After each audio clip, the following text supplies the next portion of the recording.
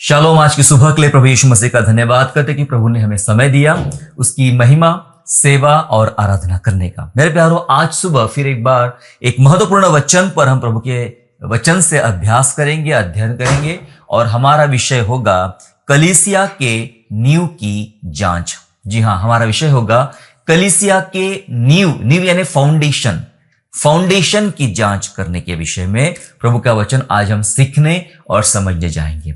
दरअसल जब हम जांच की बात करते हैं तो मानवीय जीवन में अक्सर लोग साल में एक बार अपने पूरे शरीर की जांच करवा लेते हैं। जांच करते हैं, ब्लड टेस्ट, ये टेस्ट, वो टेस्ट, बहुत सारे टेस्ट करते हैं और ये जांच करते हैं क्या मेरा शरीर अभी अगले साल के लिए स्वस्थ है, क्या अगले साल के लिए मेरा शरीर सब कुछ ठीक चलेगा, काम कर रहा, या कहीं कुछ गड़बड़ है, कहीं कुछ प्रॉब्लम है, और यदि कुछ प्रॉब्लम है तो उसका मैं इलाज कर पाऊं। इसलिए साल में एक बार लोग कम से कम अपने शरीर की जांच करते हैं। और आज हम शरीर की जांच की बात नहीं कर रहे हैं, दरअसल आज हम कलीसिया के फाउंडेशन की जांच कर रहे हैं। जी हां, नींव की जांच कर रहे हैं। कलीसिया की नहीं, कलीसिया की नींव जिस पर कलीसिया खड़ी है उसकी जांच कर रहे हैं। और जब हम कलीसिया की जांच की बात कर रहे हैं तो आपको बता दूं, कलीसिया ये एक इब्रानी शब्द है इक्लेसिया, जिसमें से निकल कर आता है कलीसिया, जिसका मतलब होता है परमेश्वर के चुने हुए लोगों का समूह। मतलब यहां बिल्डिंग की बात नहीं हो रही है। जी हां, चर्च बिल्डिंग की बात नहीं हो रही है कि बिल्डिंग को खोद के देखा जाए कि इसकी फाउंडेशन कैसा है। नहीं, बिल्डिंग की बात नहीं हो रही है।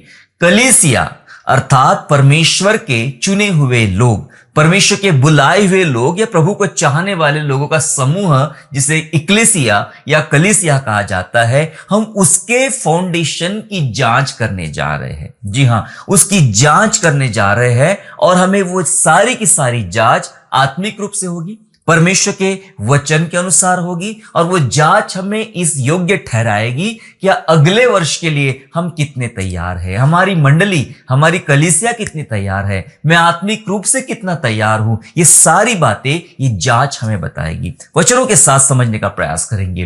पहला कुरिन्थियों अध्याय 3 वचन 10 से लेके 15 तक हम लोग पढ़ेंगे। 1 Corinthians chapter 3 and verse 10 to 15, जहां इस प्रकार से लिखा गया है, परमेश्वर के उस अनुग्रह के अनुसार जो मुझे दिया गया, मैंने बुद्धिमान राजमिस्त्री की नाई नींव डाली और दूसरा उस पर रद्दा रखता है। परंतु हर एक मनुष्य चौकस रहे कि वह उस पर कैसा रद्दा रखता है, क्योंकि उस नींव को छोड़ जो पड़ी है वह यीशु मसीह है, और दूसरी नींव नहीं डाल सकता। और यदि कोई इस नींव पर सोना या चांदी या बहुमूल्य पत्थर या कांट या घास या फूस का रद्दा रखे तो हर एक का काम प्रकट हो जाएगा। वह दिन उसे बताएगा कि इसलिए कि आग के साथ होगा, और वह आग हर एक का काम परखेगी कि कैसा है। जिसका काम उस पर बना हुआ स्थिर रहेगा वह मजदूरी पाएगा, और यदि किसी का काम जल जाएगा तो वह हानि उठाएगा, पर वह आप बच जाएगा परंतु जलते जलते। प्रभु के वचन में लिखा गया है, पौलुस कलीसिया को कहता है कि मैंने एक नींव डाली है, एक ऐसी फाउंडेशन डाली है, बुद्धिमान राजमिस्त्री के समान मैंने एक नींव डाली है। उसके ऊपर आप कुछ भी नहीं रख सकते हो। उसके ऊपर मात्र यीशु मसीह को रखा जा सकता है, यीशु मसीह के कामों को रखा जा सकता है। यदि इन सारी बातों के अलावा जो बाइबल में बताती है यीशु मसीह और प्रभु का वचन, इसके अलावा अगर दूसरी चीजें आप रखते हो, जैसे कि यहाँ पे लिखा है सोना, चांदी, पत्थर, ये वो रखते हो, तो क्या होगा? सबसे पहले एक आग प्रकट होगी, एक आग लगाई जाएगी और वो आग उस फाउंडेशन को चेक करेगी। यदि फाउंडेशन के अंदर में पत्थर रखा हुआ तो क्या हाल होगा आग का। यदि सोना या चांदी या पैसा या घास फूस या अन्य तमाम चीजें रख दी जाए और फिर आग लगा दी जाए तो क्या हाल होगा। चाहे कुछ भी रखो वो सब जल जाएगा, वो सब खराब हो जाएगा। लेकिन यदि वो फाउंडेशन, उस नींव में प्रभु यीशु मसीह का वचन, पवित्र आत्मा है, तो कितने भी आग लगाए वो आग उसे तकलीफ नहीं पहुंचा पाएगी, क्योंकि वो आग पर भारी है, क्योंकि वो परमेश्वर है। लिखा है आग से फाउंडेशन चेक किया जाएगा, आग से नींव की जांच की जाएगी, परखा जाएगा। जी हां, ये बात हो रही है मसीही जीवन की, विश्वासी जीवन की बात हो रही है। ऐसी एक आग आएगी जो विश्वासियों का विश्वास परखेगी। वचन हमें सिखाता है आग आएगी और विश्वासियों का विश्वास परखेगी। उनका विश्वास प्रभु में कितना है, कैसा है, किस हद तक उनका विश्वास है और किस हद तक वो प्रभु यीशु मसीह पर विश्वास कर सकते हैं। और वो परखने के लिए विभिन्न प्रकार की आग लगाई जाएगी। हो सकता है उस आग का नाम सताव हो, सताव के स्वरूप में वो आग आएगी सिर्फ इस बात को चेक करने के लिए आपका विश्वास कैसा है। कभी कभी वो आग हो सकती है आर्थिक रूप से आपको कंगाल कर रही है, शारीरिक रूप से आपको निर्बल कर रही है, या अन्य बातों में आपको तोड़ रही है, कमजोर कर रही है। सिर्फ ये इसलिए होता है आपकी नींव की, आपके फाउंडेशन की जांच की जाए। ये आग होती है, हर एक प्रकार का दुख आग के समान है विश्वासी के जीवन में, और वो सिर्फ परखने का काम करता है। लेकिन विश्वासियों, बाइबल हमें एक वादा करती है, हमारे साथ प्रॉमिस देती है कि यदि तू आग से गुजरेगा उसकी लौ तुझे छूने नहीं पाएगी, पानी से गुजरेगा वो तुझे डुबा नहीं पाएगी। इसलिए हर एक की आग, हर एक का विश्वास जो होता है वो आग उसको परखेगी। जीवन में बहुत सारे ट्रबल आएंगे, बहुत सारे सताव आएंगे, बहुत सारे समस्या आएगी। वो हमें परखने के लिए आते हैं कि हम किस प्रकार से उस पर निर्भर रहते या खड़े रहते हैं। एक बार ट्रेन का एक पुल बना दिया गया, ब्रिज बना दिया गया, और जब ब्रिज बनाने के बाद उसको इस्तेमाल में लाने से पहले एक बार उसकी जोरदार जांच की गई। जांच किस प्रकार से की गई कि उस ब्रिज के ऊपर में इधर से एक ट्रेन फुल स्पीड में लाई गई और उधर से दूसरी ट्रेन फुल स्पीड में लाएगी, और उस पुल के ऊपर से उन ट्रेनों को गुजरने दिया। ये इसलिए कि जब दोनों ट्रेन एक साथ फुल स्पीड से गुजर रही है तो वो जो ब्रिज बनाया गया है, पुल बनाया गया है, क्या वो पुल इन दोनों ट्रेन का वजन सह सकता है, इनकी गति को सहन कर सकता है, इनके जो प्रेशर आ रहा है, तनाव आ रहा है, क्या उसको स्वीकार कर सकता है, ग्रहण कर सकता है। यदि वो उस जांच में पक्का निकले, वो ब्रिज जांच में पक्का निकले, तो कल से उसके ऊपर रेगुलर ट्रेन चलाई जाएगी। चेक किया जाएगा कितना सहन कर सकता है। हम विश्वासियों का जीवन ऐसा होता है मेरे प्यारों, हमें चेक किया जाएगा कि हम कितना सहन कर सकते हैं, कितना बर्दाश्त कर सकते हैं, और कितनी हद तक हम यीशु मसीह पर विश्वास कर सकते हैं। ये पतरस जो था, प्रभु यीशु मसीह का शिष्य, उस पर एक बात आई कि भाई तू भी तो उसके साथ था। जब यीशु मसीह को पकड़वाया गया, तू भी तो उसके साथ था। थोड़े टाइम के लिए पतरस डर गया। उसे लगा कि जैसे मेरे गुरु यीशु को अरेस्ट कर लिया गया, मुझे भी कर लेंगे ये लोग, और फिर यीशु के साथ मुझे भी क्रूस पर टांग देंगे। वो शायद डरने लग गया, मृत्यु से डरने लग गया। इसलिए उसने उस रात को 3 बार इनकार किया कि मैं किसी प्रभु यीशु मसीह को नहीं जानता हूं, आप किसकी बात कर रहे हैं। वो जांच हो रही थी कि इस सताव की घड़ी में क्या तू मुझ पर विश्वास कर सकता है। उसे अपनी मृत्यु का डर लगा और उसकी वजह से उसने झूठ बोला या कह दिया मैं यीशु को नहीं जानता है। लेकिन दूसरे ही पल प्रभु यीशु मसीह ने उसकी ओर देखा, उसे बल दिया, सामर्थ दिया, और एक टाइम ऐसा आया कि पतरस खुद हृदय से तैयार हो गया, अंदर से तैयार हो गया, और उसने कलीसिया की सेवा किया, कलीसिया के लिए कार्य किया। और वो टाइम आया कि पतरस को भी क्रूस पर उल्टा टांग दिया गया। उसके पीछे भी घटना ऐसी है कि पतरस कहता है कि तुमने मेरे प्रभु को सीधा क्रूस पर टांगा था, मैं इस योग्य नहीं कि तुम मुझे सीधा टांगो, तुम मुझे उल्टा टांग दो क्रूस के ऊपर में। और पतरस की मृत्यु उल्टा क्रूस पर टांग कर दी गई थी। ऐसे इतिहास की किताबें हमें बताई जाती है। सो दरअसल ये जांच होती है कि आपकी कितना सहन कर सकते हैं। इसलिए आज हम सीखने जा रहे हैं मेरे प्यारों, कलीसिया के नींव की जांच। और जब हम जांच कर रहे थे, जांच के 5 क्षेत्र हैं। जब भी हम अपने कलीसिया की जांच करेंगे, अपने आत्मिक जीवन की जांच करेंगे, इसके 5 क्षेत्र होंगे। इन 5 क्षेत्रों पर आइए हम प्रभु के वचन को अभ्यास करते हैं। जांच के 5 क्षेत्र होते हैं। जी हां, जांच के 5 क्षेत्र जहां हमें आज जांच करना है, और इन 5 क्षेत्रों के ऊपर में प्रभु के वचन से हम जांच करने का प्रयास करेंगे, अपनी आप को या अपनी कलीसिया को। सबसे पहली जांच का क्षेत्र होगा, पहला सवाल यह है, क्या मैं जीवित कलीसिया हूं? ये जांच है, एक सवाल है, और इस सवाल से खुद की जांच होगी, क्या मैं जीवित कलीसिया हूं? हम बहुत बार गीतों में गाते हैं कि मैं जीवित कलीसिया का सदस्य हूं, मैं जीवित कलीसिया हूं, पर थोड़ा भी जांच भी ले। थोड़ा जांच भी ले कि जीवित कलीसिया क्या होती है और क्या मैं जीवित कलीसिया हूं, अपने आप को जांचे। देखिए वचन ऐसा कहता है, गलतियों अध्याय 2 और वचन 20 और 21, Galatians chapter 2 and verse 20 and verse 21, जहां लिखा है, मैं मसीह के साथ क्रूस पर चढ़ाया गया हूं और अब मैं जीवित ना रहा, पर मसीह मुझ में जीवित है, और मैं शरीर में अब जो जीवित हूं तो केवल उस विश्वास से जीवित हूं जो परमेश्वर के पुत्र पर है, जिसने मुझसे प्रेम किया और मेरे लिए अपने आप को दे दिया। मैं परमेश्वर के अनुग्रह को व्यर्थ नहीं ठहराता, क्योंकि यदि व्यवस्था के द्वारा धार्मिकता होती तो मसीह का मरना व्यर्थ हो जाता। यहां लिखा है कि मैं क्रूस पर चढ़ाया गया हूं और अब मैं जीवित नहीं रहा, मेरे अंदर मसीह जीवित है। यहां लिखा है कि मेरे अंदर उसके काम जिंदा है, अपने आप को उसने दे दिया। उस अनुग्रह को मैं व्यर्थ नहीं ठहराता जो उसने मुझ पर अनुग्रह किया। मैं उसके द्वारा जिंदा हूं और मेरा मैं मर गया है। अब हम जांच कर रहे हैं, क्या मैं जीवित कलीसिया हूं? जी हां, पौलुस कहता है मैं तो मसीह में मर गया, लेकिन अब जो जीवित हूं तो उस विश्वास से, समझ रहे आप, मैं जीवित हूं अभी, लेकिन पहले मैं मर गया, लेकिन अब मैं जीवित हूं, और उस विश्वास से जो प्रभु यीशु मसीह पर है, परमेश्वर के पुत्र पर मेरा विश्वास है, इस बात से मैं जीवित हूं। तो हमें अपने आप को जांचना है, क्या मेरे जीवन का मकसद मसीह बन गया है? मसीह में जिंदा रहना है तो अपने आप को जानिए, क्या मेरे जीवन का मकसद आज मसीह बन गया है? मेरा जीना, मेरा मरना, मेरा सब कुछ करना सिर्फ मसीह के लिए है?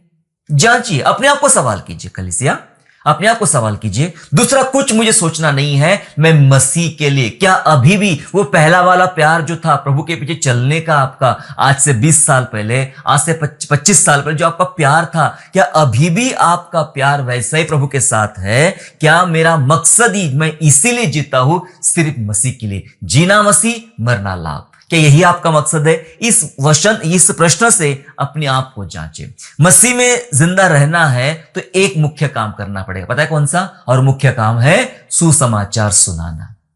ये वो काम है जो आपको हर साल जिंदा रखेगा, समझ रहे आप? हर साल जीवित रखेगा या हर बार जीवित रखेगा, आपको इस बात की गारंटी देगा कि आप जीवित है। जी हां, वो आपको गारंटी देगा कि आप जीवित है।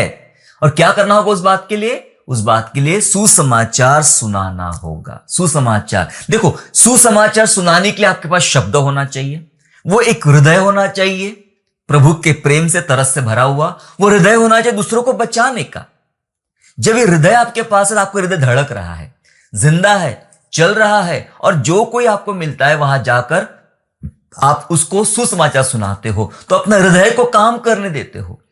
आपके मन काम कर रहा है, आपका हृदय काम कर रहा है, आपके विचार काम कर रहे हैं, आपके अंदर एक जिज्ञासा है वो काम कर रही है, क्योंकि अब आपने पूरे अपने एफर्ट्स लगा दिए हैं उस आत्मा को बचाने के लिए।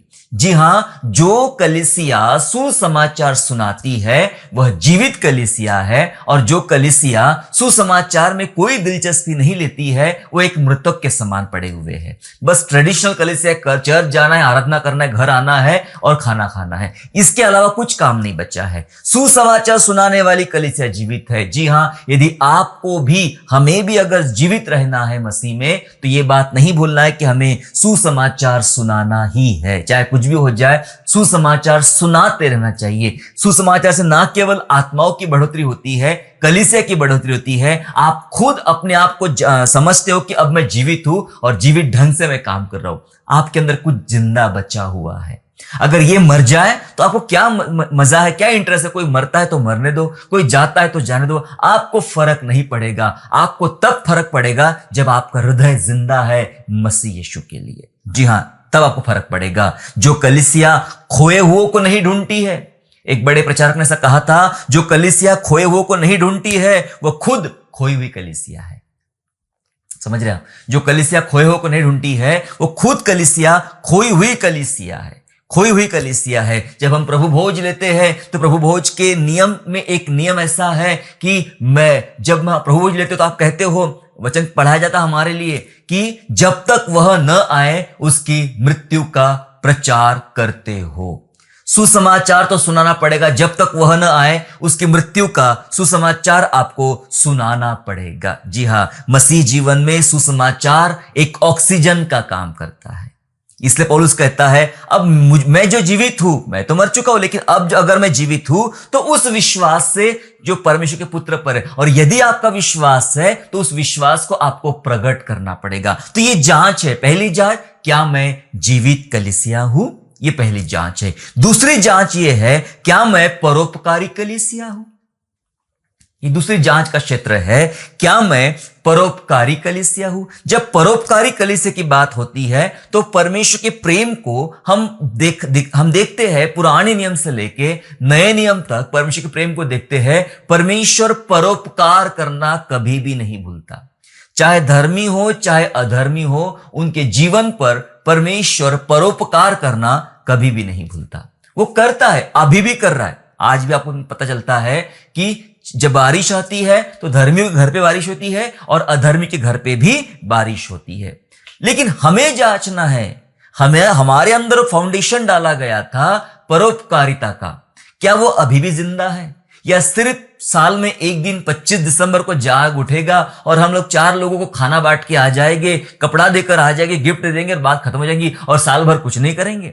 अपने आप को जांचना है, क्या मैं परोपकारी कलीसिया हूं? मत्ती 25 में एक आपको उदाहरण पढ़ने को मिलता है। मत्ती 25 में Matthew chapter 25 and verse 31 to 46, 31 से 40 पद तक जब आप एक घटना को पढ़ते हैं, दृष्टांत को पढ़ते हैं, तो यहां पे एक लंबा एक चौड़ा एक दृष्टांत बताया गया है। हम नहीं पढ़ेंगे पूरा, लेकिन आप रेफरेंस को याद रखिएगा, पढ़ लीजिएगा अपनी बाइबल में। यहां मनुष्य का पुत्र महिमा में आएगा, स्वर्गदूतों के साथ रहेगा, तो सिंहासन पर बैठेगा और उसके दोनों तरफ जो है, एक तरफ भेड़ और दूसरी तरफ बकरियां रखी जाएगी, और उनको वो स्वर्ग और नरक का डिस्ट्रीब्यूशन किया जाएगा।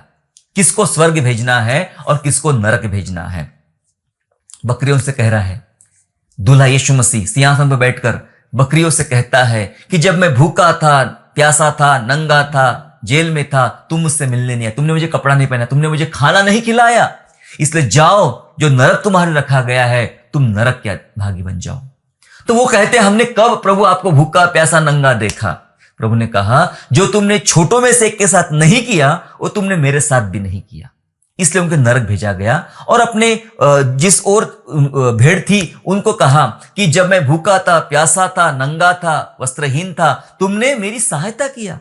तो उन्होंने भी वही सवाल उठाया कि प्रभु, हमने कब आपको भूखा, प्यासा, नंगा देखा? प्रभु ने कहा, जो तुमने छोटों में से एक के साथ किया, वो तुमने मेरे साथ किया। परोपकार, तुमने खाना खिलाया, पानी पिलाया, ये किया, वो किया, परोपकार किया। इसलिए स्वर्ग राज्य के, पिता के राज्य के अधिकारी बन जाओ। उन्हें स्वर्ग दे दिया गया। तो ये एक दृष्टांत यहां पर बाइबल में लिखा गया है, और स्वर्ग और नरक दिया जा रहा है। और हम एक प्रश्न हमारे सामने आ रहा है कि यह स्वर्ग और नरक उस बात पे दे दिया जा रहा है, ये देखते हुए कि कौन से लोगों ने परोपकारिता में आगे बढ़े। वो परोपकारिता निस्वार्थ भाव से होना चाहिए, उसमें आगे बढ़े। कई बार ये उदाहरण हमें डरा देता है कि हमारे फास्टिंग, हमारा प्रेयर, हमारा ये मीटिंग, हमारी वो महासभा, हमारा वहां क्वायर में गाना गाना, हमारा इतना दान देना सब व्यर्थ। इसका तो उल्लेख ही नहीं है। जब स्वर्ग दिया जा रहा है तो इन बातों का तो उल्लेख ही नहीं है। उल्लेख तो सिर्फ इसका किया गया कि किस भूखे को आपने खाना खिलाया है, किस प्यासे को आपने पानी पिलाया है, और किस नंगे को आपने कपड़ा पहनाया है। इसका उल्लेख किया जा रहा है, और इस उल्लेख के आधार पर स्वर्ग और नरक को बांटा जा रहा है। इसलिए ये प्रश्न आज तैयार हो जाता है, क्या मैं परोपकारी कलीसिया हूं? क्या मैं परोपकारी कलीसिया हूं? अपने आप को जांचें, क्या आपके अंदर अभी भी परोपकारिता जीवित है? आप परोपकार करते हो, काम करते हो? बहुत वर्ष पहले एक व्यक्ति ने मुझे एक बात ऐसी कही कि उसने कहा कि मेरे दुकान के सामने एक भिखारी बैठा करता था, और 2 मसीही महिलाएं आती थी और उसे नहलाती थी, और फिर वो सबको गालियां देता था, उसे कपड़े पहनाती थी, और वो दवाइयां देती थी, और फिर चली जाती थी। ऐसा बहुत दिन तक वो करती थी, और हम तो सब देखते रहते थे उनको। लेकिन एक दिन भिखारी मर गया, उसके बाद उस महिलाओं ने आना बंद कर दिया। लेकिन उस आदमी ने ऐसा कहा कि उस व्यक्ति की सेवा जो हमने देखा, जो आपके मसीही बहनों ने किया, वो देखकर हम दंग रहे कि मसीह लोग ऐसा भी कर सकते हैं। और वो बहुत प्रभावित हो गया इस घटना से, इस बात से। मैं रास्ते भर ये सोचता गया कि हमारे कोई भी काम किसी को याद नहीं रहते जो हम करते हैं, दूसरे काम जो हम करते हैं। लेकिन एक काम जो उन मसीही बहनों ने किया, उसको नहलाकर ये सब काम करके, तो वह उनके नजर में रह गया, उस भाई साहब के नजर में रह गया और उसने परमेश्वर की महिमा किया। जी प्यारो, परोपकारिता ही वो बात है जो दूसरों के मन में जगह तैयार कर सकती है और हमें ये जांच का मौका देती है कि क्या हम सचमुच अभी भी परोपकारिता के लिए जिंदा है और परोपकारिता कर रहे हैं। ये जांच हमारे पास होती है।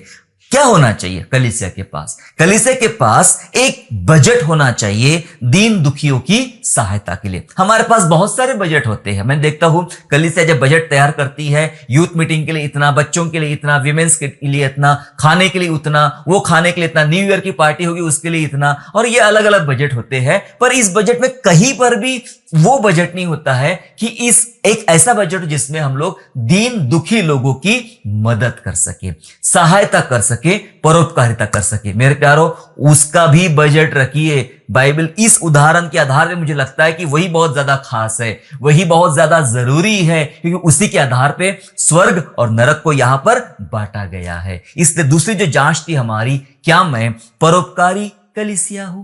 तीसरी जांच, मैंने कहा 5 जांच पर हम बात करेंगे। तीसरी जांच ये है, क्या मैं न्यायी कलीसिया हूं? न्यायी, मैं न्याय की बात कर रहा हूं। क्या मैं न्यायी कलीसिया हूं? न्याय मतलब मैं न्याय पर चलता हूं? क्या मैं न्याय बिगाड़ता हूं? मेरा जीवन शैली, हमारी जीवन शैली क्या एकदम न्याय के आधार पे चलती है? इस बात को जानेंगे। देखिए, वचन ऐसा कहता है, भजन संहिता 106 निकाल लेंगे हम लोग, और वचन उसका तीसरा, साम 106 एंड वर्स 3, जहां लिखा है, क्या ही धन्य है वे जो न्याय पर चलते हैं और हर समय धर्म के काम करते हैं। क्या ही धन्य है वे जो न्याय पर चलते हैं। जी हां, न्याय पर चलने वालों को धन्य बोला गया है। देखो, न्याय क्या होता है? न्याय तब आता है जब आपके लाइफ में उद्धार आता है, तब आप न्याय पे जीना सीखते हो, तब आपको न्याय समझ में आता। वरना जितना भी आप अन्याय करते हो वो कभी समझ में नहीं आता है कि यह अन्याय है। जब पापों की क्षमा मिलती है, जब नया जीवन मिलता है, आप बॉर्न अगेन हो जाते हो, आप बचाए जाते हो, आपका उद्धार होता है, तब आपके अंदर एक न्याय जन्म लेता है। जी हां, इसलिए मैंने कहा यह कलीसिया की जांच है। कलीसिया तो उद्धार पाई भी है और कलीसिया को न्याय पता होना चाहिए। देखो, एक व्यक्ति प्रभु यीशु के पास आया, क्या नाम था उसका? जक्कई। जब प्रभु यीशु मसीह के पास आया, और मतलब प्रभु यीशु मसीह उसके घर में गए, और जब उसके जीवन में कुछ कार्य हुआ, यीशु के वचनों के द्वारा जक्कई के जीवन में कार्य हुआ, तो जक्कई ने काम क्या किया? जक्कई ने सबसे पहले न्याय में सुधारना किया। जक्कई ने न्याय में सुधारना किया। जक्कई का काम क्या था? जक्कई टैक्स कलेक्टर था, चुंगी लेने वाला था, और वह लोगों से छीन लेता था पैसा, जबरदस्ती मांगता था, और ले लेके अपना जो पैसा था उसका वो जमा करता था रोम गवर्नमेंट के लिए। जक्कई पापी इंसान था, जक्कई बुरा आदमी था, सब लोग उसे बुरा कहते थे और वो सबका न्याय बिगाड़ता था। ये अन्याय है, ये जो कर रहा है वो अन्याय है। लेकिन जब उद्धार उसके जीवन में आया तो जक्कई ने क्या किया? उसने खड़ा होकर कहा कि मैं अपनी आधी संपत्ति कंगालों को बांट देता हूं, और जिसका मैंने छीन लिया है उसका मैं 4 गुना वापस करता हूं, लौटता हूं। सबसे पहला काम जो उसने किया, जो न्याय बिगाड़ रहा था, अन्याय कर रहा था, उसने उस अन्याय को न्याय में बदल दिया। यह कब हुआ? जब उसका उद्धार हुआ, जब उसके पापों की क्षमा हुई, और जब उसने अपने जीवन में, मन में परमेश्वर को जान लिया। हमें आज इस बात को जांचना है, क्या मैं न्यायी कलीसिया हूं? मैं न्याय पे चल रहा हूं या न्याय बिगाड़ रहा हूं? ये न्याय पे चलना परिवार के साथ लगा हुआ है। ये न्याय पे चलना जब हम सोसाइटी में, समाज में जी रहे हैं, वहां लगा हुआ है। न्याय, क्या मैं न्याय पर, अपने परिवार में मैं न्याय पे चल रहा हूं? न्याय संगत में काम कर रहा हूं? अपने आप को जांचिए। कई बार जवान लोग बूढ़े लोगों की देखभाल नहीं करते हैं, परिवार के बुजुर्ग लोगों की देखभाल नहीं करते हैं, उनको अनदेखा करते हैं, उनके बारे में कुछ नहीं सोचते हैं। क्या वो न्याय है? मसीह परिवारों में भी ऐसा होता है, गैर मसीह परिवार में होता ही है, परंतु मैंने कई मसीह परिवारों में भी ऐसा देखा है जहां पे बुजुर्गों की अवहेलना की जाती है, अनदेखा उनको किया जाता है। कई बार होता है। क्या छोटे बच्चों पर प्रॉपर ध्यान देके उन्हें धार्मिकता के संस्कार दिए जा रहे हैं? ये बहुत मायने वाली बात है। क्या हमारे फैमिली में जो कुछ हम कमाई करते हैं, जितने भी लोग कमाई करते हैं, क्या वो सारे कमाई के साधन ईमानदारी के हैं, न्याय संगत है, न्याय के अनुसार हम कमाई कर रहे? ये जांचने वाली बात है मेरे प्यारों। समाज में हम कैसा जीवन जी रहे, आसपास के पड़ोस में हम कैसा जीवन जी रहे, परिवार में कैसा जी रहे, सरकार के साथ कैसा जी रहे, क्या वहां पर भी हम कोई चोरी चालाकी करे सरकार के साथ में और न्याय बिगाड़ रहे हैं, अपना काम निकालने के लिए न्याय बिगाड़ रहे हैं? जी हां, ये जांच करना है मैं कैसा जीवन जी रहा हूं, मैं न्याय का जीवन जी रहा हूं कि नहीं, टैक्स को चुरा रहे, ये कर रहे, वो क्या कर रहे, हमें जांचना है। यही सब जांच हमें याद दिलाएगी क्या मैं न्यायी कलीसिया हूं। जी हां, रोज हमें जांचना है और ये आपको और तरोताजा करेगी, ये बातें और आपको प्रभावशाली बनाएगी जब आप जांचेंगे क्या आप न्यायी कलीसिया है। आइए हम अगली 2 बातों को और विस्तार पूर्वक जानते हैं और इस संदेश की समाप्ति करते हैं। जानेंगे, सीखेंगे प्रभु का वचन अभी हमें क्या और कौन सी बातों में जांच करने के लिए बोल रहा है। चौथी बात यह है, क्या मैं समाधानी कलीसिया हूं?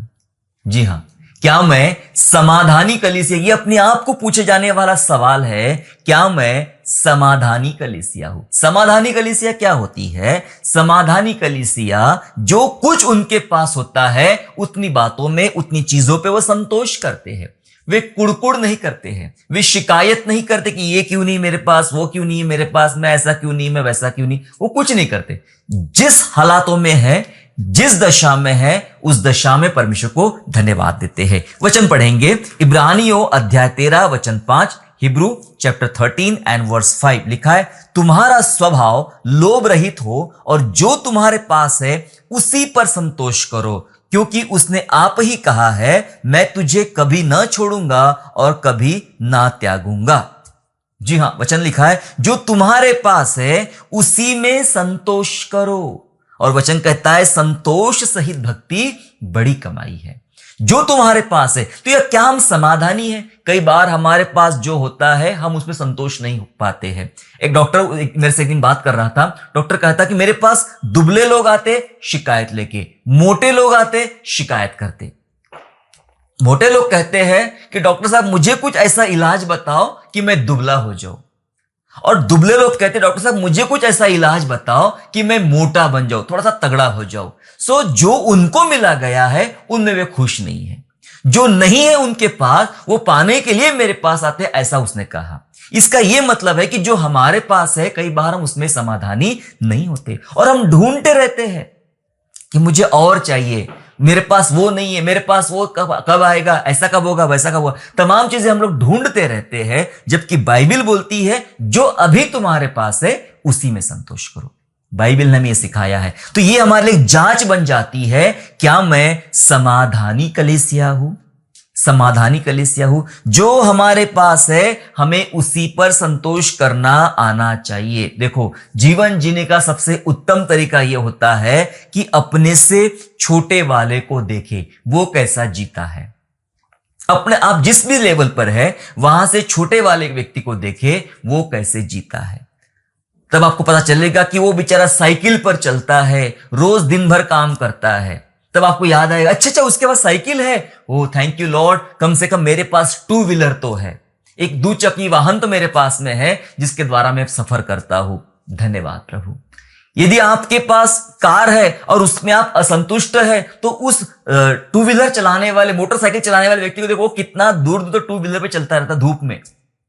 तब आप कहेंगे, थैंक यू लॉर्ड, तूने मेरे पास 4 चक्के वाली कार तो दिया है, कम से कम मैं छांव में रहता हूं, कार में एसी रहती है, मैं अच्छा जी लेता हूं। अपने से छोटे वाले को देखे और देखकर आप धन्यवाद करेंगे, मेरे पास उससे बेहतर है। यदि आप साइकिल पर हो तो पैदल चलने वाले को देखे, वो बेचारा पैदल ही चल रहा है। आप 2 टाइम खाना खा रहे हो तो उसको देखे जो एक ही टाइम उसको खाना मिलता है। जी हां, अपने से नीचे वाले को देखकर पता क्या होगा, हमारे अंदर समाधानी आएगी, संतुष्टि आएगी कि हम प्रभु को कहेंगे, प्रभु धन्यवाद, मैं जैसा हूं, जिस हालातों में हूं, आपको मैं धन्यवाद करता हूं, क्योंकि ऐसा प्रभु ने कहा है यहां पर, जो तुम्हारे पास है उसी में संतोष करो। लालच करने के लिए नहीं बोला प्रभु ने हमें, लालच करने के द्वारा बहुतों का जीवन नरक बन चुका है। इसलिए आज हमें जांचना है, क्या मैं समाधानी कलीसिया हूं? यदि नहीं तो अपने आप को आज तैयार करें कि प्रभु मेरे अंदर जो कुछ मुझे आपने दिया है मैं उन बातों में समाधानी पाऊं। आखिरी बात बता के खत्म करना चाहता हूं, क्या मैं स्वस्थ कलीसिया हूं? जी हाँ, क्या मैं स्वस्थ कलीसिया हूं? स्वस्थ कलीसिया का मतलब मेरा यह है, यहां हम आत्मिक बातें कर रहे हैं। मैं यहां पर किसी प्रकार की फिजिकल शारीरिक बात नहीं कर रहा हूं, मैं आत्मिक स्वास्थ्य की बात कर रहा हूं, स्पिरिचुअल हेल्थ की बात कर रहा हूं। क्या मैं स्वस्थ कलीसिया हूं? और स्वस्थ कलीसिया कैसी होती है? एक स्वस्थ शरीर कैसा होता है? सब बातें बेहतर है उसके अंदर में, शक्ति है, ताकत है, स्फूर्ति है, सब कुछ है, उसे स्वस्थ माना जाता है। तो स्वस्थ आत्मिक कलीसिया कैसी होती है? स्वस्थ आत्मिक कलीसिया वो होती है जहां उसको आत्मिक जीवन के लिए चुस्ती, फुर्ती, ताजगी होती है। जी हां, जिनके परिवार में वेदी बनाई गई है, यह आत्मिक कलीसिया में वेदी होती है। जिनके परिवार में वेदी बनाई गई है, वो कलीसिया स्वस्थ कलीसिया है। जी हां, वेदी का मतलब होता है जहां आत्मिक काम, धार्मिक काम बिल्कुल ढंग से किए जाते हैं।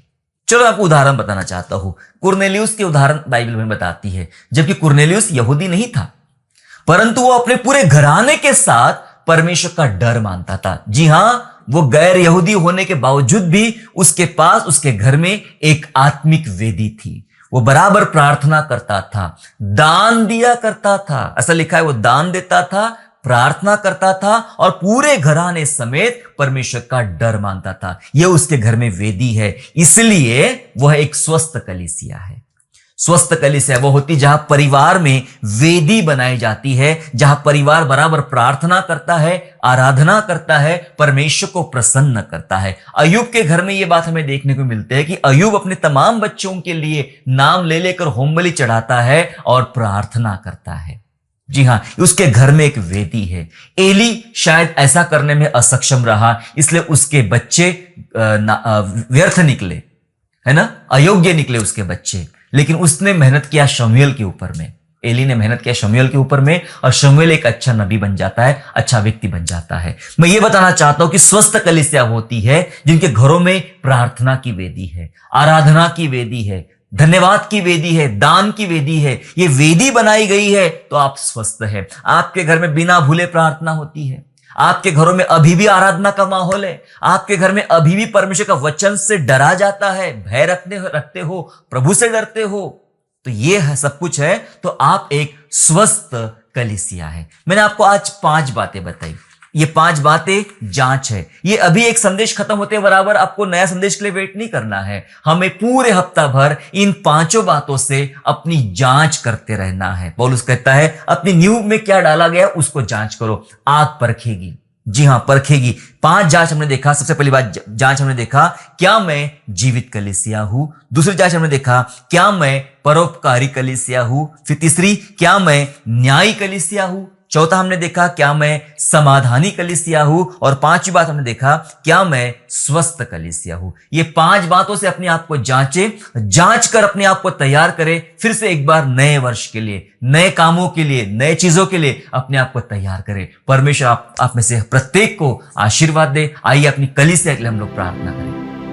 प्रभु जी, हम धन्यवाद करते आपकी भलाई, दया, कृपा के लिए आपने हमें हम पर किया। प्रभु जी, पवित्र आत्मा, हम धन्यवाद करते कि आपने हमें कलीसिया बनाया, चुनी हुई कलीसिया परमेश्वर के लोग हैं, परमेश्वर के द्वारा चुनी गई कलीसिया हम हैं। प्रभु जी, प्रभु आपको हम धन्यवाद करते। पिता, जिन 5 बातों से हमने आज हमें अपने क्षेत्र की जांच करना है, ईश्वर राजा, हमसे बोल, हमें वो बातें डाल पिता परमेश्वर, कि हम जांच करें, खुद की जांच करें और जांच करके इस बात को जानने वाले बने, मैं कैसी कलीसिया हूं, मैं प्रभु की कैसी दुल्हन हूं। इन 5 बातों से अपने आप को जांचे और तैयार हो जाए और फिर से एक बार आपकी महिमा करने वाले बने। धन्यवाद प्रभु कि आपने हमें ऐसी बातें से हमें सिखाया है, समझाया है। धन्यवाद स्तुति करते हैं। धन्यवाद के साथ उद्धारकर्ता प्रभु यीशु मसीह के नाम से ये प्रार्थना मांगते हैं, आमीन। आशा करता हूँ आज के संदेश के द्वारा आपने आशीष प्राप्त किया है। यदि सचमुच आपने आशीष प्राप्त किया है तो इस संदेश को दूसरों के साथ शेयर कीजिए और हमारे दूसरे भी संदेशों को सुनने के लिए हमारे चैनल को सब्सक्राइब करें और नोटिफिकेशन के लिए बेल आइकन को दबाइए। और हाँ, यीशु पर विश्वास करना ना छोड़ें, वो आपको आशीषमय स्थानों की ओर आगे ले जाएगा। God bless you all.